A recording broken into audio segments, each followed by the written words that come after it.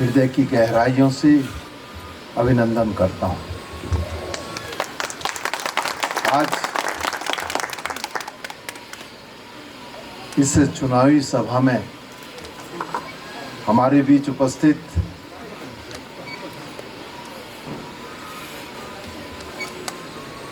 कांग्रेस के प्रत्याशी मेरे बहुत ही सम्मानित साथी,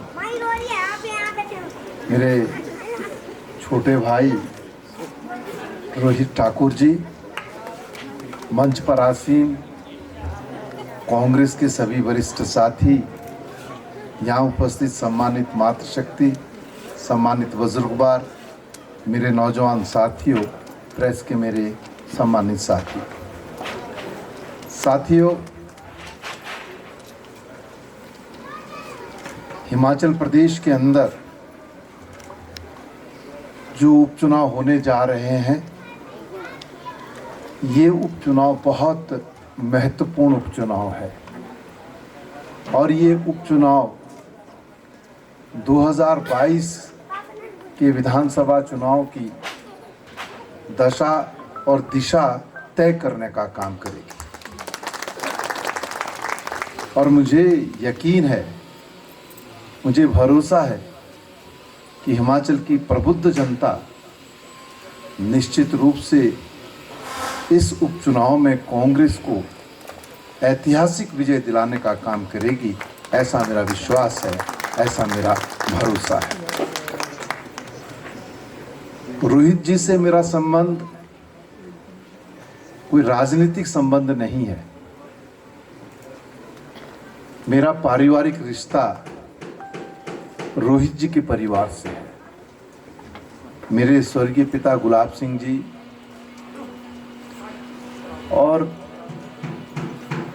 रोहित जी के, हमारे यहाँ तो नाना कहते हैं, रोहित जी अब आपके यहाँ दादा भी हो सकता, दादा भी कहते हों, स्वर्गीय ठाकुर रामलाल जी से बहुत नज़दीक का रिश्ता रहा और उस रिश्ते को निभाने की जिम्मेदारी मुझ पर भी है और रोहित जी पे भी है। और उस जिम्मेदारी का निर्वहन करते हुए जब मेरा विधानसभा चुनाव होता है तो मेरे बिना बुलाए हुए रोहित जी चक्रोता विधानसभा में डेरा डालने का काम करते हैं। और जब रोहित जी का चुनाव होता है तो मैं कोशिश करता हूं, प्रयास करता हूं कि मेरे से जो सहयोग बन सके मैं वो सहयोग देने का काम करूं। और आज झाल्टा में ये चुनावी सभा है और इसमें मुझे भी शिरकत करने का अवसर मिला। यहाँ पहुँचने पर जो प्यार स्नेह आशीर्वाद आप लोगों ने हमको दिया, उसके लिए हम दिल की गहराइयों से आपका अभिनंदन करना चाहते हैं, आपको धन्यवाद देना चाहते हैं। साथियों, अभी रोहित ठाकुर जी ने बड़े विस्तार से जब आपने उनमें विश्वास व्यक्त किया, कांग्रेस में विश्वास व्यक्त किया, उन्होंने जुब्बल कोटखाई विधानसभा क्षेत्र के लिए जो कार्य किए, विस्तार से उसका उल्लेख करने का काम किया। और मैं समझता हूं कि रोहित ठाकुर जी ने पूरी ताकत के साथ आपके विकास को गति देने का काम किया। और मैं एक निवेदन आपसे करना चाहता हूं, मैं एक बात आपसे कहना चाहता हूं। क्या आप चाहते हैं कि आपके क्षेत्र में फिर से ठाकुर रामलाल जी जैसा नेतृत्व पैदा हो? क्या आप चाहते हैं कि आपके क्षेत्र में फिर से राजा वीरभद्र सिंह जैसा नेतृत्व पैदा हो? बताइए, चाहते हो या नहीं चाहते हो? और अगर चाहते हो तो हाथ खड़े करो। अगर आप चाहते हैं कि जो दो शख्सियतें हमारे बीच में रही, जिन्होंने हिमाचल को नई दिशा और गति देने का काम किया, ऐसा नेतृत्व जुब्बल कोटखाई ने दिया है, तो मैं आपसे गुजारिश करना चाहता हूं कि रोहित जी को आप जिताने का काम कीजिए। और भविष्य में आप पाएंगे कि स्वर्गीय रामलाल जी, स्वर्गीय राजा वीरभद्र जी का आशीर्वाद रोहित जी के ऊपर रहेगा और वो आपको और इस हिमाचल प्रदेश को नेतृत्व देने का काम करेंगे, ऐसा मेरा विश्वास है, ऐसा मेरा भरोसा है। साथियों, आज भारतीय जनता पार्टी की सरकार आपके सूबे के अंदर है और सत्ता में बैठे हुए लोग जब जब चुनाव का समय आता है तब तब अपने तर्कश में ऐसे तीर रखते हैं, जो तीर वो चलाते जरूर हैं लेकिन उसका प्रतिफल जो है लोगों को नहीं मिल पाता है। मैं आपको याद दिलाना चाहता हूं, 2014 का जब लोकसभा चुनाव हो रहा था, उस चुनाव में देश के प्रधानमंत्री जी ने आपसे और हमसे बड़े बड़े वादे किए थे। देश के प्रधानमंत्री जी ने कहा था कि अच्छे दिन आएंगे। आपने और हमने सोचा कि देश के प्रधानमंत्री कह रहे हैं कि अच्छे दिन आएंगे तो जरूर आएंगे। अभी रोहित जी ने जिक्र क्या नाम है, नोटबंदी का। उन्होंने कहा कि काला धन भी आएगा। आपने और हमने भी सोचा जरूर काला धन आएगा। ये जो बड़े बड़े उद्योगपति हैं जिनके पास काला धन है, ये सारा का सारा काला धन आएगा। और तीसरा कहा था कि हमारे और आपके खातों में 15-15 लाख रुपया जमा होगा। मैं आज आपसे पूछना चाहता हूँ, हमारी माताएं बहनें भी बैठी हैं, हमारे बुजुर्गवार भी बैठे हैं, नौजवान साथी भी बैठे हैं, बताइए क्या आपके खातों में 15-15 लाख रुपए आए? नहीं आए ना?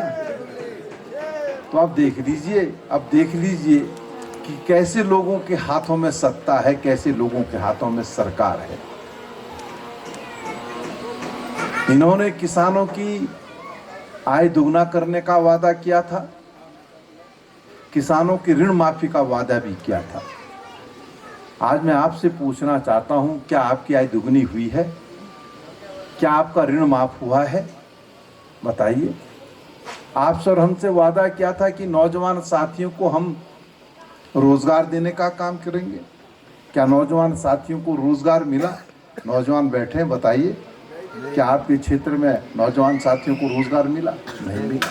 और एक नारा और दिया था कि बहुत हुई महंगाई की मार, अब की बार मोदी सरकार कह लीजिए या भाजपा सरकार कह लीजिए। मैं आज आपसे पूछना चाहता हूं, क्या महंगाई कम हुई?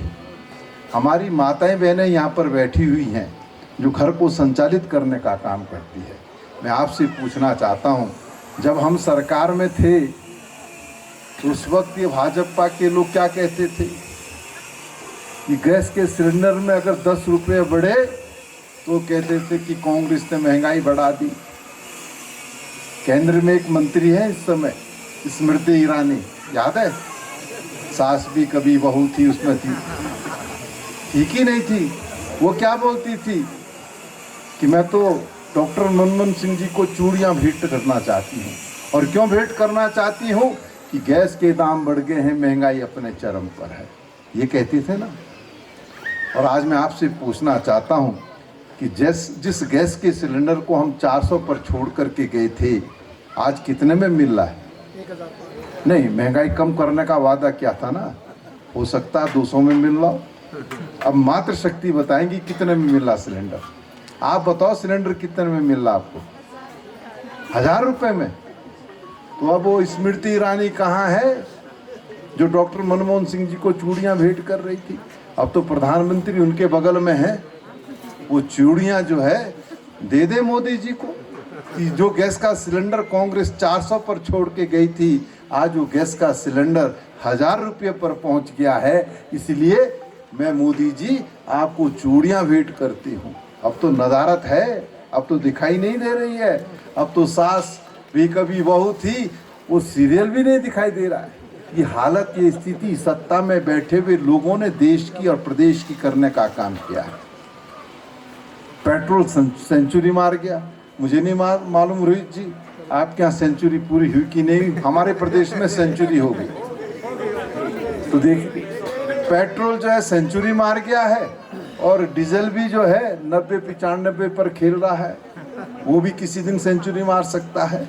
ये हालत है ये स्थिति है महंगाई कम करने का वादा करने वाले लोगों की। खाने का तेल 200 से ऊपर पहुंच गया, 200 रुपए लीटर से ऊपर पहुंच गया है। गरीब आदमी का जीना दुर्लभ हो गया है। एक और वो महंगाई से जंग लड़ने का काम कर रहा है, दूसरी ओर कोरोना ने उसकी कमर तोड़ने का काम किया है। ये हालत, ये स्थिति देश की है।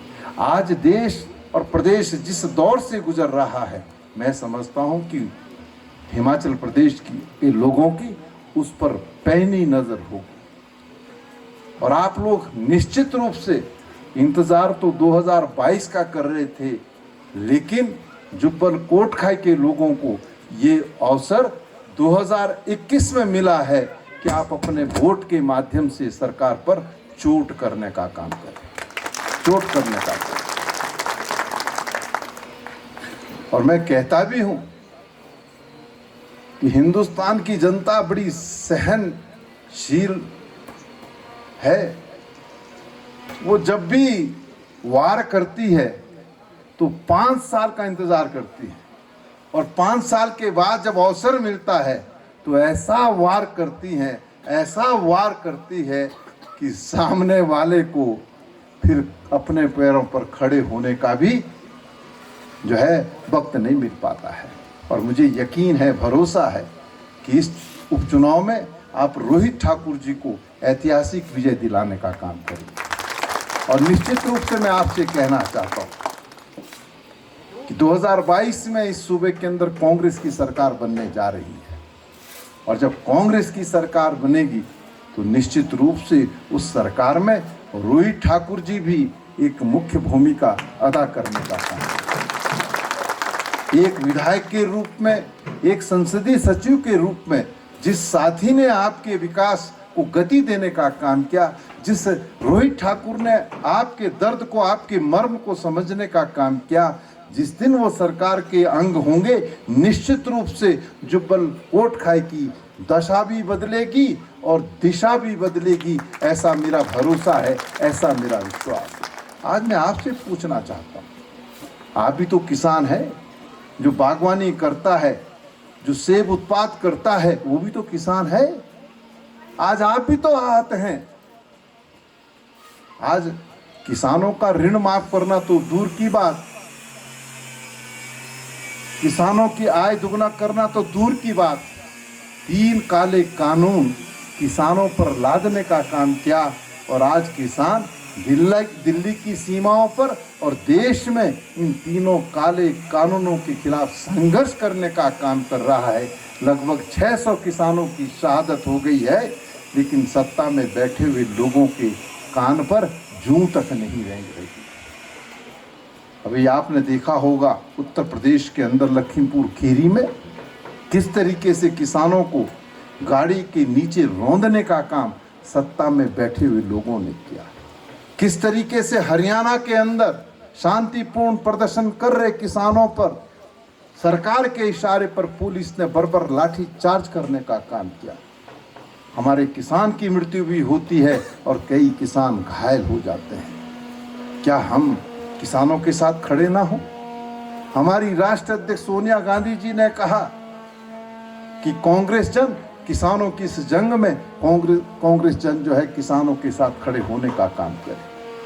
राहुल गांधी, प्रियंका गांधी जी किसानों की लड़ाई लड़ने का काम कर रहे हैं। और मैं हिमाचल प्रदेश के बागवानों से कहना चाहता हूं, मैंने उस दर्द को भी देखा है, उस मर्म को भी महसूस किया है, जब हमारी मातृशक्ति मंडी में जाकर के अपने सेब का जब उचित दाम उसे नहीं मिल रहा था, तो वो किस तरीके से कह रही थी, किस तरीके से अपना दर्द बयां कर रही थी, उसको हमने समाचार पत्रों में भी देखा और टेलीविजन में भी देखा। क्या बात है, क्या वजह है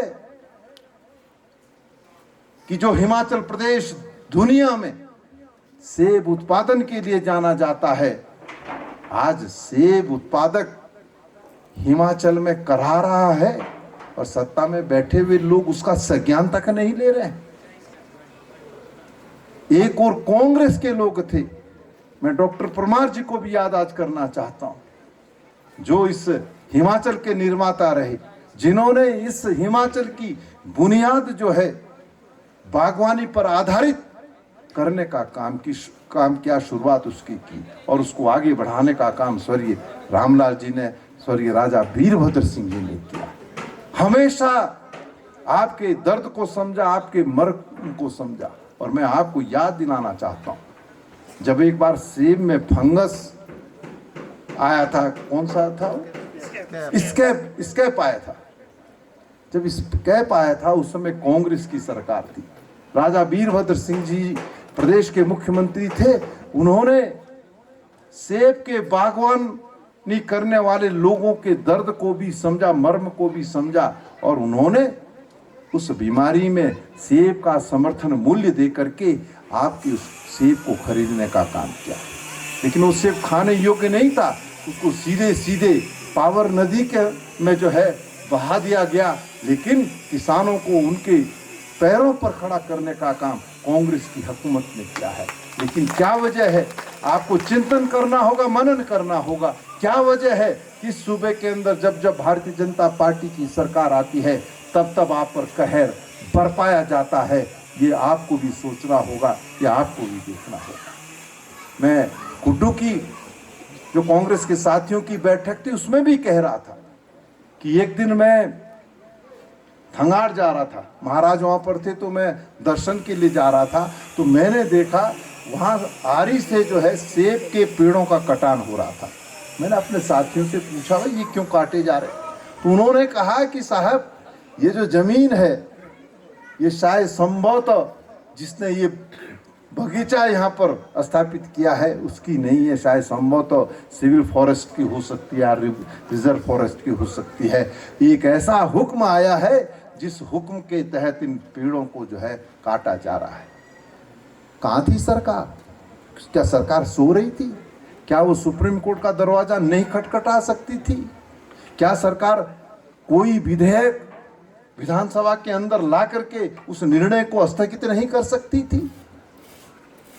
लेकिन जब जब बीजेपी की सरकार आई तब तब उन्होंने आप पर कहर बरपाने का काम किया और इस वक्त भी उन्होंने आप पर कहर बरपाने का काम किया है। और जब जिन लोगों ने कहर बरपाया है उनका जवाब आपको अपने वोट से देना है, अपने वोट से देना। और मुझे यकीन है, मुझे भरोसा है कि रोहित ठाकुर जी इस उपचुनाव में ऐतिहासिक विजय दर्ज करेंगे और 2022 में भी फिर आप रोहित ठाकुर पर विश्वास व्यक्त करेंगे, कांग्रेस की सरकार बनाने का काम करेंगे, कांग्रेस की सरकार को इस सूबे के अंदर स्थापित करने का काम करेंगे। डबल इंजन की सरकार, ट्रिपल इंजन की सरकार, ये नारा तो भारतीय जनता पार्टी के लोग देते रहते हैं। और भाई हमने तो सिंगल इंजन की सरकार देखी, हमको भी सरकार चलाने का अवसर मिला, मंत्री के रूप में कार्य करने का अवसर मिला। हमारी सरकार तो सिंगल इंजन की सरकार रही और सिंगल इंजन की जो सरकार थी वो बड़ी तेजी से दौड़ रही थी। अब आपकी गाड़ियां हैं, इन गाड़ियों में एक इंजन होता ना, वो आगे होता तभी तो आगे भागती है। और अगर पीछे भी इंजन लगा दोगे, उसे भी स्टार्ट कर दोगे, ना गाड़ी आगे जाएगी ना गाड़ी पीछे आएगी, एक ही जगह घर घर घर घर करती रहेगी। तो ये हाल है डबल इंजन की सरकार का।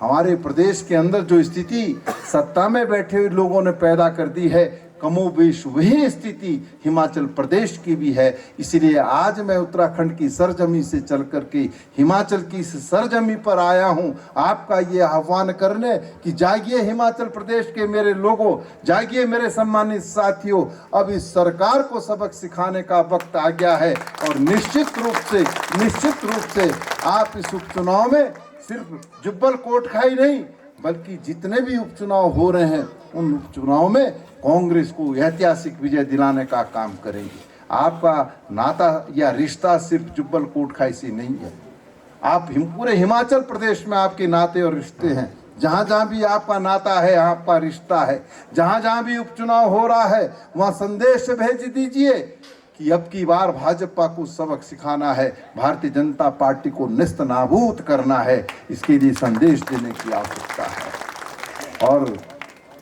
मैं तो कहूँगा कि भाई आपका सौभाग्य है,